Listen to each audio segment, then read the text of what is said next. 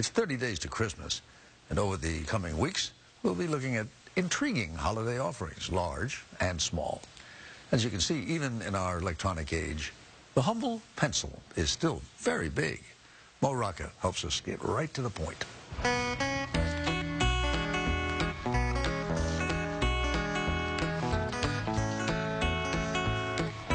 Any self-respecting school kid knows what it takes to get the job done. To get ready for her spelling lesson, Susan makes sure she has a pencil that has a good, sharp point. So you just want this point refreshed? Sure. But David Reese is no kid. This is how they would have sharpened pencils, 110 years ago. He's a professional pencil sharpener. It's a bit of a stubby point. Yeah. Okay, so you're going to use it. So you don't need protective tubing? No, that's okay. Okay. I've done them as wedding gifts, anniversary gifts, graduation gifts. Some people just keep them on their desk as a reminder to always, try to do their best work. I just literally read through this whole book. The author of a book on how to sharpen pencils. I am what you call first in field. Reese has been leading pencil sharpening workshops across the country. I sharpen pencils, and I'm pretty good at it. For just $20, he'll sharpen your pencil,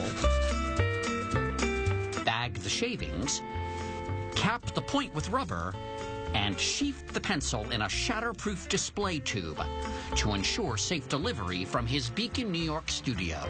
He even includes a certificate. If it all seems like an elaborate joke, consider this.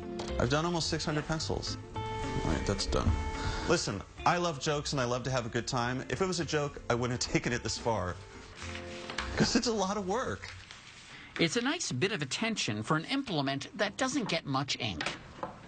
But when you really consider a number 2 pencil as an engineered communication device, it is still really efficient and really elegant.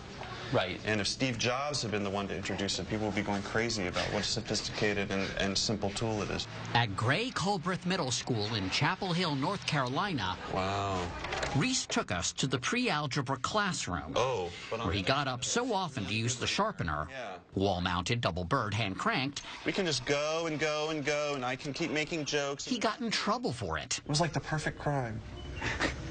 It's not as easy as you may remember. It's actually harder than I remember to hold it. Well, you got to let the pencil know who's boss. If the wood isn't perfectly straight and the lead perfectly centered... This is very annoying when this happens. Yeah, right. Yeah. Yeah. Then the point may not be on point. There's a lot of wood on this side, and then as we rotate the pencil, you see that on this side there's more graphite exposed. That's right. He said graphite, not lead. This is what happened. In around 1565 in England, shepherds discovered the world's first deposit of naturally occurring graphite, and they started using it to mark their sheep. This was just raw chunks of graphite. And initially, they thought it was lead. And so as they came to bind this graphite in wood to make it more usable, so it wouldn't crumble, they just continued to call it lead, a pencil lead, and we never shook the terminology. But the modern pencil, going back, 500 years, has never had lead in it. So you could just stab yourself all day, and you'll never get lead poisoning. It's embarrassing how little we know about the pencil. Glue is put in the grooves, then the graphite cores are laid in the grooves, and then glue is put on the top, and it is make a sandwich. It's a pencil sandwich. Right, exactly.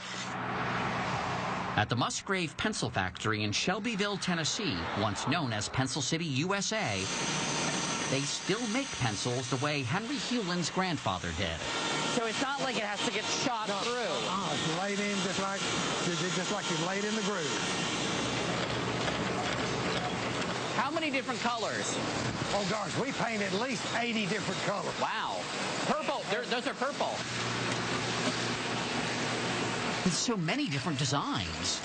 And then you have excited kindergartners. Excited kindergartners. This pencil's going to make a kindergartner really excited. Absolutely. They're going to see this and say, oh boy.